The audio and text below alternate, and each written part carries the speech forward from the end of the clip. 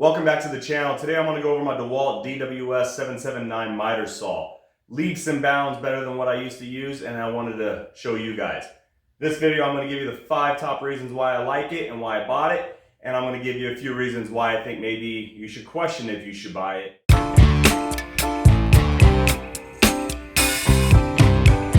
Before we get started, let me show you what I did with my dust collection. Where my vacuum is for this miter saw and where the miter saw is, they're too far apart. They're almost on the opposite sides of the garage, and the 2 extension cords would not meet that one plug system where if you pull the trigger, they both turn on. They're just not long enough to meet in the middle.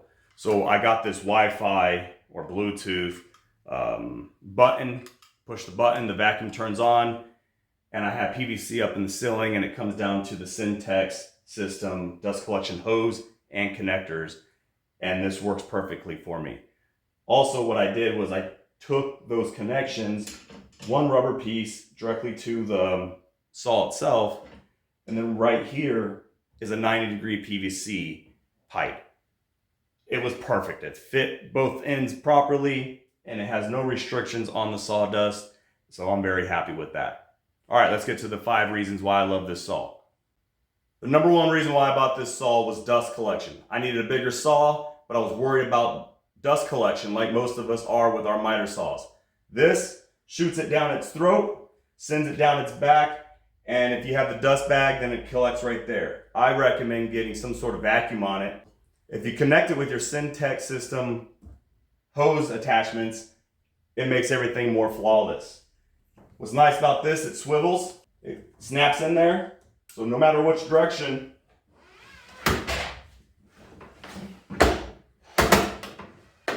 it's going to move with the saw.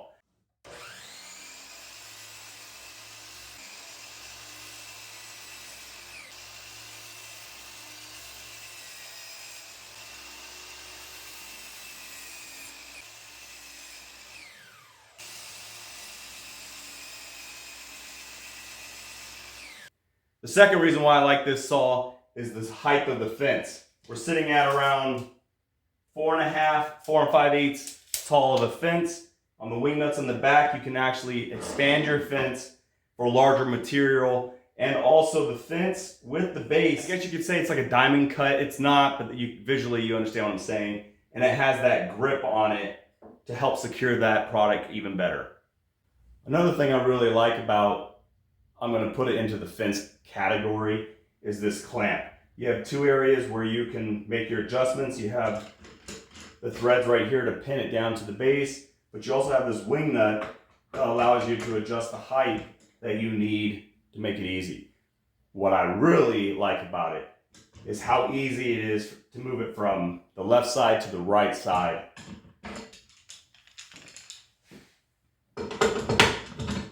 Now you're ready to clamp it on this side if you need to do that. Number 3, how easy it is to see the gauges on the saw for the front and in the back. Sometimes the light in the garage just doesn't hit right, but with it being so illuminated and easy to see with bigger numbers, it's quicker for you to find your measurement, lock it down, and go, instead of trying to do the guessing game. Another thing they thought about was how easy this needs to be able to move. That's in its locked position, pull up, thumb press here, and now you can slide it any direction you need. And it has its predetermined spots, just like what you would expect in a miter saw. Another thing they added that I like, but don't typically use, is you can engage the thumb press, flip up this lever, and now it stays engaged. This allows you to easily swing it from left to right, and then wherever you need to land it, you can lock it, make your cuts. If you need to go a little bit more, lock it, make your cuts. To re-engage it back to its normal setting, push down on the thumb press, and then flip that lever back down, and then find its home. Number 4, this is huge to me because on my old saw, it was a 7 1/4 and very small. It was probably sit in about half of what this footprint is. And every time I made a cut, it would want to fall off the base. Even if I was using this clamp down, the other side would want to lift off and fall. I did end up putting a 2x4 and a 3/4 piece in there to try to stabilize that, but now I don't really have to worry about it. I'm gonna go from the ends. These aren't handles, but they even tell you not to pick up on it, but you know we do. It's about 33 inches long and about 5 inches from the base of the fence to the front right here. That's a lot of surface area to help hold your product, and you don't always have to worry about it falling. Of course, if you're gonna get some long 2x4s or whatever you're cutting, of course it's gonna wanna naturally tip, but this really helps reduce that. Number 5 is the depth stop. You can swing this bracket down and it'll hit this bolt head and not allow you to cut all the way through your product. You could score lines and it's adjustable. So whatever depth you need, you just bring it to the setting you need, tighten it back up, and now you can make multiple cuts on your product. 4 things I don't like about the saw, and something I believe you guys need to know about prior to buying this. The amount of real estate you're going to need to operate the saw is quite a bit. The table it sits on is over 3 feet, but the total length of the saw, or the depth of the saw, is about 3 feet 10 inches. And that's from the very end of my dust collection hose to the front of this locking mechanism. Now, if you don't have the hose and you add the bag, you're talking another 12 inches. So you got 4 foot 10 inches just for the depth of your saw. That's quite a bit of space that you're gonna need. To save a foot, you take the bag off and add the hose connection, but you're still looking at close to 4 feet just to use the saw. Number 2, this saw does not come with the laser or shadow line. And when you're spending $500 plus for a saw, you expect it to have at least a laser. Laser is pretty basic stuff nowadays, and I was kind of blown away it didn't come with it.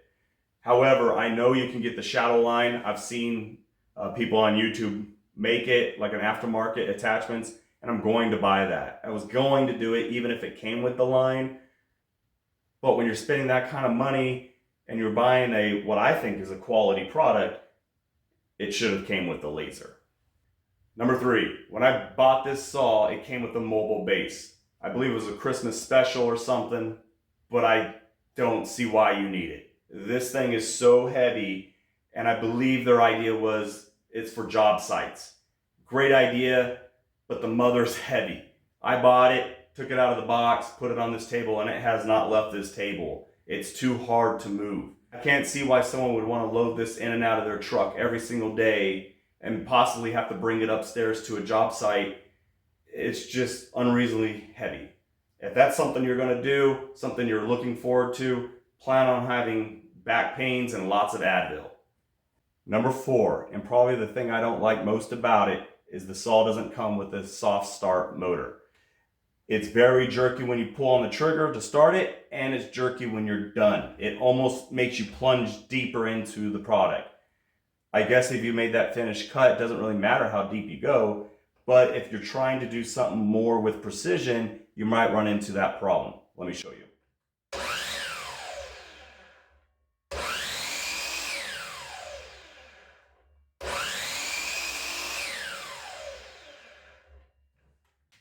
Number 5, the blade.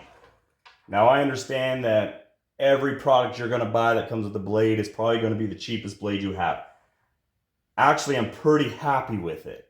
It is a 32 tooth blade, 12-inch miter saw, and it cuts very well, but it still has the tear outs.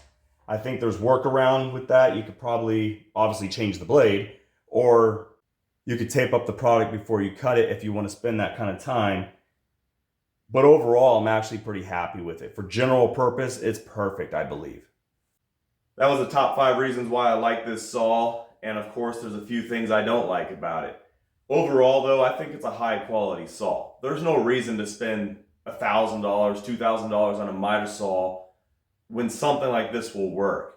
And if you're gonna be turned off just because it doesn't have a laser or a shadow line when it's easily added, I don't think it's worth the extra several $100s just for that. If this is something you're interested in, I think you should do it. I think you should buy it. It's going to work for what you're going to need it for. It's accurate, it has the power, and it's Beautiful. All the products I went over today will be in the description. Go ahead and check those out. Also check out some of my other videos, and I'll see you guys next time.